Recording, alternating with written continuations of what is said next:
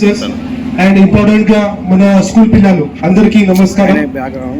So ఈ రోజు మనము international anti drug day as well as illicit trafficking గురించి ఈ రోజు ఇది క్యాంపెయినింగ్ స్టార్ట్ చేయడం జరిగింది.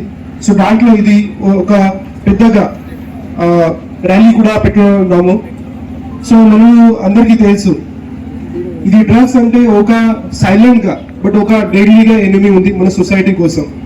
కానీ మన సొసైటీ నుంచి తర్వాత ఆల్ డిపార్ట్మెంట్ నుంచి మంచిగా ఎఫర్ట్స్ పెట్టి మనము చాలా ప్రాపర్ గా నడుస్తున్నాం. ఒక డ్రగ్స్ నుంచి ఒక ఇండివిజువల్ లైఫ్స్ ఏదైనా ఉంటే చాలా డిస్ట్రాయ్ కూడా అవుతుంది. ఎవరైనా ఇది సొసైటీ కూడా చాలా బ్రేక్ అవుతుంది. ఒక మనము పంజాబ్ లో చూస్తే చాలా ఎకనామికల్ గా స్ట్రాంగ్ ఉన్నారు, కానీ డ్రగ్స్ నుంచి చాలా సొసైటీ కూడా డ్యామేజ్ అయింది. సో ఈ విషయంలో మనం కూడా జాగ్రత్తగా ఉండాలి. సో ఈ రోజు మన వరల్డ్ యాంటీ డ్రగ్ డే కి మనం ఇక్కడ గానా కార్యక్రమంలో ఒక ర్యాలీ ఏర్పాటు చేయడం జరిగింది. సిమిలర్లీ లాస్ట్ వీక్ కూడా మనం డిస్ట్రిక్ట్ కలెక్టరేట్ లో ఒక నషా ముక్త్ భారత్ అభియాన్ లో మనం ఒక మీటింగ్ కండక్ట్, సిమిలర్లీ కొన్ని ఇన్స్ట్రక్షన్స్ మనం ప్రతి డిపార్ట్మెంట్ కు ఇచ్చాం. సో ఒక drug is a silent killer not only for the individual but also for the family, so it should be avoided. So basically మన ద్వారా చాలా ఎఫర్ట్స్ పెట్టాలి. ఇది లా ఎన్ఫోర్స్మెంట్ ఏజెన్సీస్ కూడా కేసు బుక్ చేస్తున్నారు. సిమిలర్ గా it should be community driven. So ప్రతి department ద్వారా ఇది ఒక హోలిస్టిక్ అప్రోచ్ ద్వారా సో మనం it should be drug free society. Counselling, similarly rehabilitation centres అన్ని మనం మన మెడికల్ బిహెచ్సిస్ అండ్ హాస్పిటల్స్ లో మనం పెడుతున్నాం. సో అది అవైల్ చేయాలి. అండ్ ఒక కమ్యూనిటీ డ్రివెన్ తో మనం ఇది చేస్తే it will be better, people will have a better future. And సిమిలర్ గా they should know the ill effects of drugs. So because it not only damages individual, it damages family and society also. So we should ensure that it is a drug free Gopalpalli.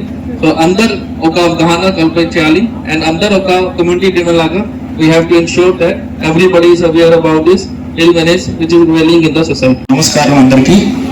ముఖ్యంగా ఈ anti drug అనేది అందరం కూడా తప్పకుండా పాటించవలసిన విషయం.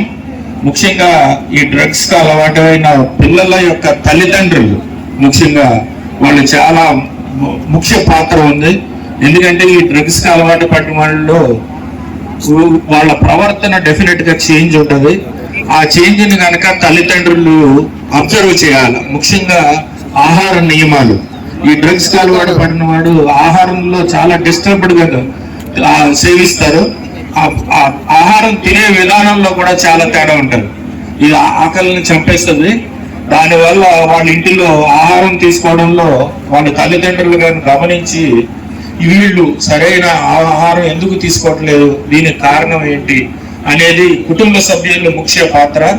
అందుకని ముఖ్యంగా కుటుంబ సభ్యులే ముఖ్యంగా దీనిని ఒక ఛాలెంజ్ గా తీసుకొని మన పిల్లలందరినీ మన కుటుంబాన్ని క్షేమంగా చూసుకోవాలనే ఉద్దేశంతో, మంచి నడవడికని మన కుటుంబానికి ఇవ్వాలనే ఉద్దేశంతో మన కుటుంబంలో ఉన్న పెద్దలు పిల్లల మీద కొంచెం జాగ్రత్తగా ఉండాలి. అదే విధంగా స్టూడెంట్స్ వాళ్ళ తమ్ముళ్ళు కానీ వాళ్ళ సిస్టర్స్ కానీ ఎవరైనా వాళ్ళ ప్రవర్తనలో మార్పు వచ్చినా ఏదొచ్చినా కూడా మీరు అబ్జర్వ్ చేసి వెంటనే సంబంధిత పోలీస్ వ్యవస్థకు కానీ ఎవరికైనా తెలియపరిస్తే వాళ్ళకి రీహాబిలిటేషన్ ఇవ్వడం జరుగుతుంది. అట్లానే మా లీగల్ సర్వీసెస్ అథారిటీలో కూడా మీరు ఏ విధంగా కంప్లైంట్ చేసినా కూడా మేము ఏ విధంగా వాళ్ళకి రీహాబిలిటేషన్ కూడా ప్రొవైడ్ చేయాలి అవన్నీ కూడా మేము చూస్తాం. అందుకని అందరూ కూడా బాధ్యతతో మన అందరం మన సంఘంలో మెలిగేలా ఉండాలని